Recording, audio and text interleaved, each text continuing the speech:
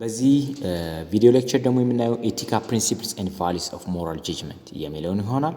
So the branch of philosophical study that focus on ethics is concerned with studying or building up a coherent set of rules or principles by which people ought to live ነው የሚለው።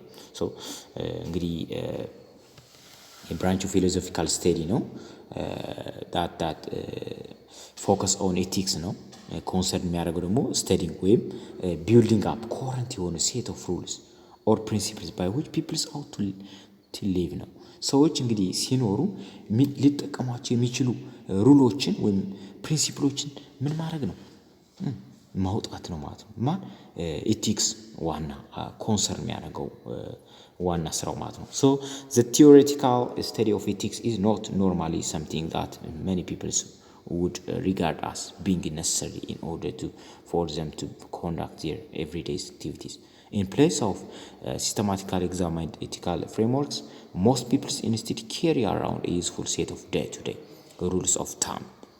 Rule of thumb ምንላቸውን ማለት ነው that just influence and govern their behaviors. Commonly, this includes rules such as it is wrong to steal, it is right to help people in need and so on እና ሰዎች ምን መሆን አለባቸው ነው የሚለው። ብዙ ጊዜ በቃ አለ ሩል ከሚንቀሳቀሱ የሆነ ምን ምንላቸው ሩል ኦፍ ታምፕ ምንላቸው በጣም ያስፈልጋይ ናቸው። ሩል ኦፍ ታምፕ ምንላቸው ቋሚ የሆነ በማህበረሰቡ የሆነ ግንዛቤ ያላቸው ህጎች አለ አይደል? ግድ መጻፍ የለባቸውም ግን የታወቁ በቃ ህጎች። ለምሳሌ መስረቅ ክልክል ነው፣ መዋሸት ክልክል ነው። ጀስት በቃ እንደዛ አይነት ነገሮች መኖር አለባቸው ነው የሚለው። እነዛ ልክ ኢንፍሉዌንስ እና ገቨርን ያደርጉናል የኛም ባህሪ ማለት ነው። So but sometimes the vicissitude and complexity of life mean that these simple rules are sometimes put to the test. ግን እነዚህ በኤቲክስ ላይ ደግሞ ስንሄድ በጣም ኮምፕሌክስ እየሆኑብን ይሄዳሉ። ለምሳሌ consider the idea that it's wrong to kill መግደል ስህተት ነው ሊል ይችላል። ይህን ነገር በጣም ስናጤናው ደግሞ ሌላ ነገር ይሆንብናል ማለት ነው። So does this mean that the capital punishment is wrong? Is it wrong to kill animals? Is killing in self defense wrong? ራስን ለመከላከል አሁን ለምሳሌ ሰውን መግደል ምን ስህተት ነው? እንስሳቶችን መግደል ስህተት ነው? ካፒታል ፓኒሽመንት ስህተት ነው? Is the termination of pregnancy wrong? ወይም እርግዝናን መከላከል ስህተት ነው? በቃ እንደዛ ያለን ስንሄድ በጣም put in what the test ይለናል። It's put in the test ማለት በቃ አዳጋች ይሆንብናል ነው የሚለው። አንዳንዴ እነዚህ ሩል ኦፍ ታምፕ ምንላቸው አትስረቅ፣ አትግደል የሚሉት አንዳንዴ ብዙ ጊዜ ግን እንጠቀማቸዋለን። ግን ይሄ ኢቲክስ ምን ለሆነ ኮምፕሌክስ ወይ ቪሲቲዩድ ከመሆኑ አንፃር የመጣ ነው ይሄ ነገር። So if we try to apply our everyday notions of right and wrong to these questions, straightforward answers are not always forthcoming ናቸው።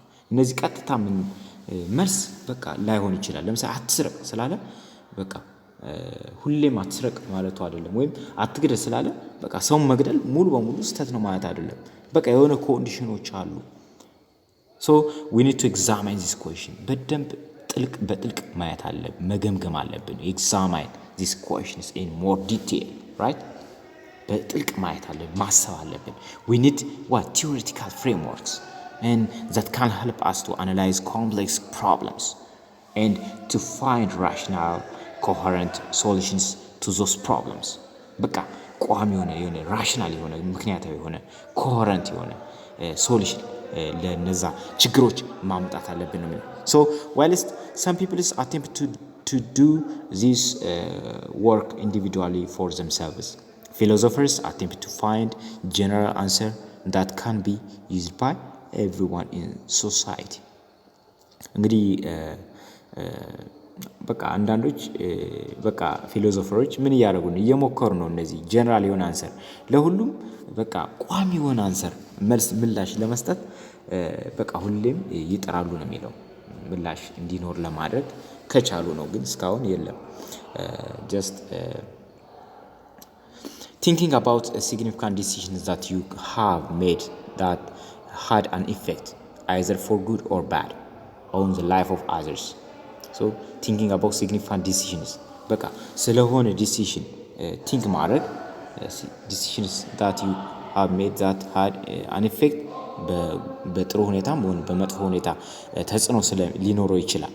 So this could be decisions about changing job, moving home, responding to dilemmas, helping somebody who was in a difficulty ሚሎች ለምሳሌ እነዚህ ማለት እንችላለን።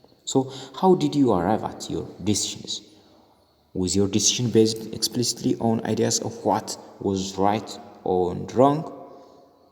Try to examine the record precisely and the justification for your decisions.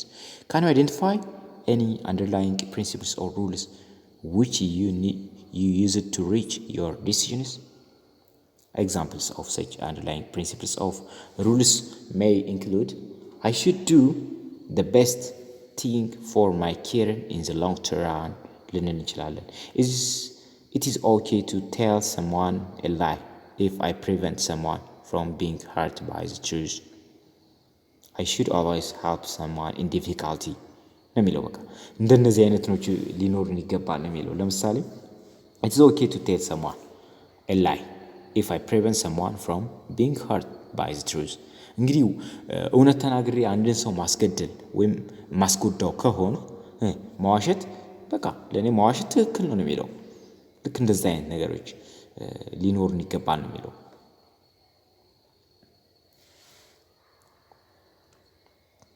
በሚቀጥለው ደግሞ moral intuition and critical reasoning የሚለውን እናያለን። So the study of ethics involves reasoning about our feeling ነው። በቃ እንግዲህ ዋናው የኤቲክስ ስተዲ ኢንቮልቭ የሚያደርገው ምንድነው? reasoning about our feeling ነው። ስለ ስሜታችን ምክንያት መስጠት፣ ስሜታችንን ኢንተርፕሬት አድርጉ ምክንያት መስጠት። የሆነ ስሜት የተሰማኝ በዚህ ሪዝን ነው ብሎ መስጠት ማለት ነው። In other words, it involves making sense of and rationalizing our intention about what right or wrong, what right or good. ስለዚህ ስለ አንድ ኢንቴንሽናችን ምክንያት መስጠት አለ፣ ራሽናላይዝ ማድረግ አለብን። ስሜታችንን ምን ማድረግ ምክንያታዊ ማድረግ አለብን የሚለው የሆነ ነገር ትክክል ነው ወይም ጥሩ ነው ለማለት በቃ ስሜታችንን በምክንያት መሆን አለበት። So almost all people to a greater or lesser extent are capable of experiencing feeling of empathy towards others. እንግዲህ ብዙ ጊዜ አነሰም በዛም እንግዲህ ቢያንስም ቢበዛም እንግዲህ ሁሎችም ብዙ ሰው በቃ ስለ ሌሎች ያዝናል ወይም ስለ ሌሎች የሆነ በቃ የማዘን ሁኔታ ርህራሄ ይሰማዋል ነው የሚለው። So empathy provides us with a sense of what others are feeling and may thereby allows us to identify with other people. So empathy ምንለው ምን ያደርግናል? a sense of what others are feeling ሌሎች የተሰማቸው ስሜት እንድንረዳ ያደርገናል ነው የሚለው። right? So empathy therefore gives us what trace የሚባለው ሰውዬ ማለት refers to our moral sentiment ነው። ኢምፓዚ የምንለው our moral ትሬሰር የሚባል ሰውዬ ማለት ነው። refers to us our moral sentiment ወይም ስሜታችን የምንለው and ethical reasoning about the sentiment gives us a moral principle። እንግዲህ ስሜታችን ሞራል ኢንቲሽን የምንለው ሴንቲሜንት የምንለው ስሜታችን ማለት ነው። and ethical reasoning የምንለው ደግሞ የምናቀርበው ስለዛ ስሜታችን የምናቀርበው ሪዝኒንግ ተደምረው በቃ ምን ይሰጡናል? ሞራል ፕሪንሲፕል ይሰጡናል ነው የሚለው ማን? ትሬዝ የምንለው ሰውዬ ማለት ነው። so the integrations of this moral እንግዲህ the integrations of this moral sentiment and principle argues is our concise ናቸው። እነዚህ ሲደመሩ ሞራል ኢንቴግሬሽንስ እና ሞራል ሴንቲመንት የምንላቸው እና ፕሪንሲፕሎች ደግሞ ተደምረው ወይም ባንድ ላይ ሆነው ኮንሳይስ የሚለውን የኛን ህሌና የምንለውን ነገር ይሰጡናል ነው የሚለው። ሶ አወር ሞራል ኮንሳይስ የምንለው ደግሞ ምንድን ነው? ሪዘን ቤዝድ ኦን ኢሞሽን ነው።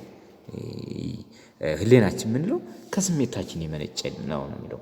በት ሹድ ኦልሶ ሰፖርትድ ባይ ሪዝን እንዲሁ ደግሞ በምክንያቱም መደገፍ አለብን። ስሜታችን ብቻ ሳይሆን ምን መሆን አለብን? ምክንያታዊ መሆን አለብን። ስሜታችን ራሱ ምን ምክንያታዊ መሆን አለበት ነው የሚለው። so all societies are characterized by their own ethical ideas እንግዲህ ሁሉም ሶሳይቲው they are characterized by their own ethical ideas expressed in terms of attitude, belief, and their own custom ሊሆን ይችላል and their notions of what is considered customary በሚለው ማለት ነው። So some of these ethical are formalized in the law ናቸው and regulations of society, notions or state ነው።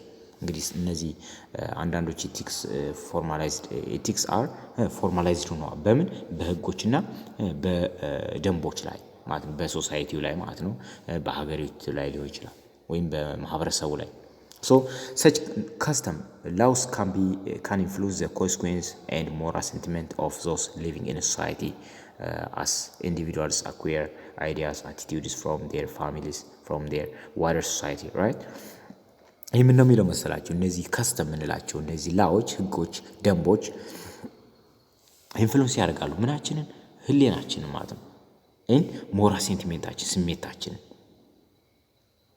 በምን ስንኖር በሶሳይቲ ስንኖር በኢንዲቪጁዋሊም በቃ አይዲያችን አቲቲዩዳችን በቃ ከፋሚሊያችን እና ከሶሳይቲው በቃ ኢፌክት ይኖረዋል ነው የሚለው so philosophical ethics however asks us to take a step back from this influence and instead of reflect critically our sentiment and attitude